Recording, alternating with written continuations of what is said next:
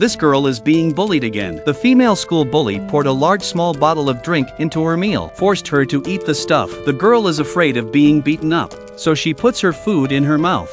The bully is still not satisfied. The bully put the plate on the girl again. The little fatty on the sidelines couldn't stand it anymore. "What are you guys doing? I can't eat anymore." The female school bully was fluent in greetings. The male school bully walks up to the fat boy and tells him not to leave after school. But the school bully doesn't know that Fatty is not the same as before. After school, Fatty was called to the school bully. The school bully was about to teach him a lesson. He was slapped in the face. He was about to retaliate when he was slapped again. The male school bully is not convinced and tries to fight. Fatty sticks out another kick and slaps him again. The bully is now convinced. Seeing that the boss is being bullied, the boys rushed forward. Fatty reaches out and destroys one of them. He used to be bullied all the time. Now he's become so fierce. When Fatty couldn't be bullied, the school bully took advantage of his classmate. He went up to him and tried to pull his trousers down. When Fatty ran into him, he took out 3 of them at once. He picked up the bully's phone. The school bully was desperate and tried to take it back.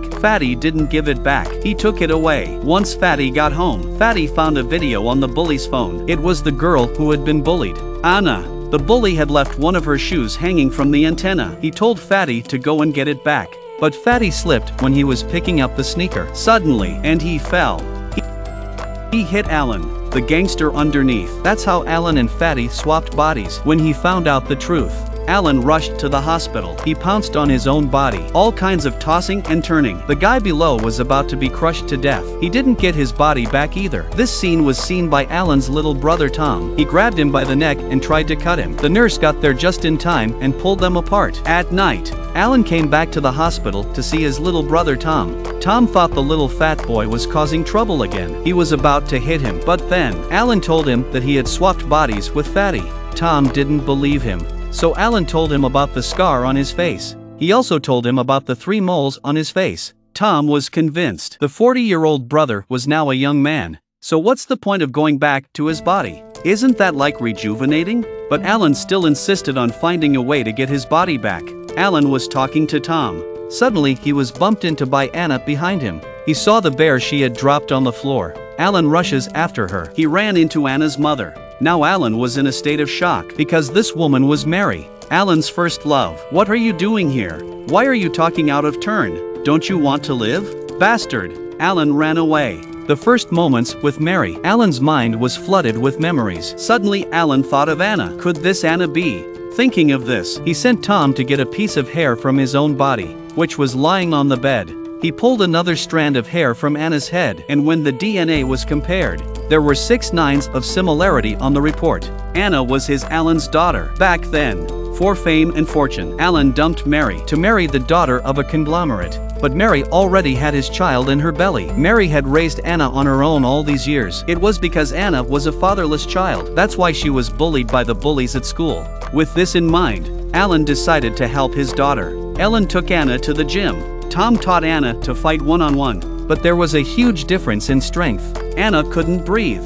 Tom really didn't show any mercy, and Alan didn't let up. He's throwing the ropes and jerking the iron. He's trying to get all that fat off him. Alan is quickly getting rid of the fat on his stomach. Once his contact lenses were in, with his shirt on, by the time Alan came back on the scene, he was the best looking boy in the school. Even the schoolgirls were impressed, and Anna was no longer the one to be taken advantage of. At noon that day, the school bully came to pick a fight. She was about to reach out. Anna put a dinner plate to her neck. Someone behind her tried to attack. Anna dodges. She grabs her by the collar and throws the other one off. Seeing Anna in her element, the old father was so pleased. In the evening, Ellen went to Mary's restaurant for dinner. Here came some drunken men. He reached out and slapped Mary's bottom. Alan couldn't stand that. He pushes Mary into the kitchen. Then it was fight mode. "Go home, you little brat. You hear me? I didn't say who was little. We're all little." A side dodge, and then another punch to the ground, and then he walked away. Mary saw that the scene was too chaotic. Mary rushed out to stop him. Alan turns around. The look in his eyes was slightly murderous. It reminded Mary of him. "Who the hell are you?" Alan confessed everything to Mary. Mary couldn't take it. She threw Alan out on the spot. Faced with true love, Alan didn't give up. The next day he asked Mary to meet him at the restaurant. But Mary was telling her off for being ungrateful. She was about to walk away. Alan took Mary by the hand and kissed her affectionately. The scene stunned everyone in the restaurant. Mary says he's shameless. While the two were flirting, Anna was dragged by a senior to his birthday party. The formerly polite senior. At the party, he reveals his true nature as a scumbag. He forced Anna to drink a large bowl of wine in public. Anna doesn't agree. The scumbag poured the wine over Anna's head. Anna was soaked to the skin. She was pushed around by some strong men. Just then Alan arrived and wanted to take Anna away. The scumbag was in a rage. "You dare to come to my place and rob me." And with that, several strong men surrounded Alan, and Alan couldn't let them get away with it. He threw a backhand punch. The fat guy behind him was knocked down. Then 1 by 2. The boys had no chance to fight back. The scumbag seniors wanted to take advantage of Anna, but Anna was no match for him. A sidestep and a kick, and then another punch. The scumbag fell into the pool. Alan saved Anna. But with this incident, Anna was smitten with Alan. The next day Anna found Alan. She wanted to date him. Alan almost fainted when he heard that. A daughter with a father? That's a joke.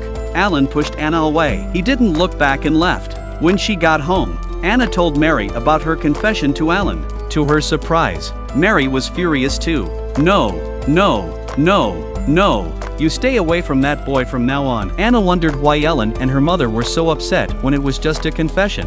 Why did Ellen and her mother react so badly? On the way to school, she bumped into her mother and Alan. Alan tells Anna he's sorry and tells her that "It's your mother I like." This is too much. Anna's mouth was open and she was confused. Her mother was stealing her from her. Mary didn't want to listen to Anna no matter how much she tried to explain. She ran off in a huff. At this point, the fat little man in the hospital bed, who was occupying Alan's body, woke up. He came home and wanted to find his father. The sudden appearance of such a big son frightened his father. "What a shame. Who are you calling your father? You look older than me. I'm your son." "Fatty, did you go to the wrong door?" When Alan came back, Fatty wanted to call the police. Alan punched him and made him calm down. When the two of them had calmed down, Alan told Fatty's father about the body swap. Looking at his son, who was a few years older than he was, the fat dad had to accept the reality. Then Alan came to Mary with his own body. Mary looked at this familiar man. She was a bit disoriented. That's when Alan's old nemesis, Pow, came to the door. He wanted to kill Alan.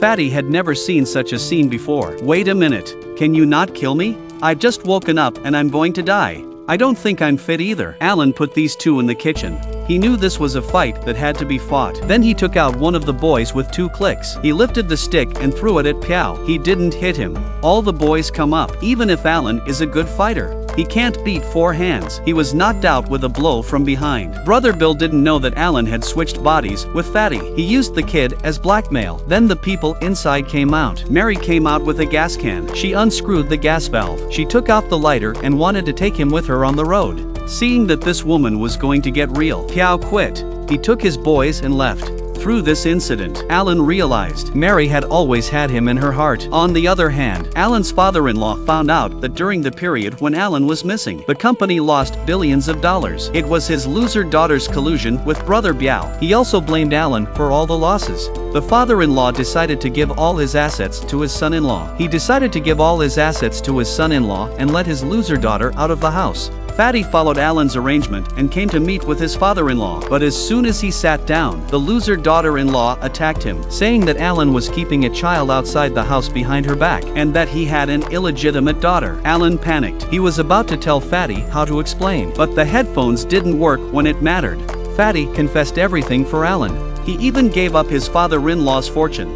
Fatty thought he was going to get a beating from Alan. Instead, he gave him a big hug. Alan thanked Fatty. He made a decision for him that he wanted to make but couldn't bear to. That's when Alan's loser daughter-in-law drove up. He had no relationship with Alan. And with the loss of his inheritance, anger rose from his heart, and he was emboldened. He kicked the accelerator and ran straight into the hugging pair. Alan took one look. He pushed the fat boy away, and he was sent flying. He was sent to the hospital with his last breath. He told Anna that he was her father. "You two had gotten married behind my back. I can't even explain it." As Alan took his last breath, the fat one next to him collapsed. Their bodies were switched back together. 6 months later, Fatty returned to school. He found that he had become the talk of the class. The school bully who had bullied him greeted him in a friendly way. Anna had become his date too. Alan was no longer a gangster. Instead, he and Mary reopened a small restaurant. The family lives happily ever after.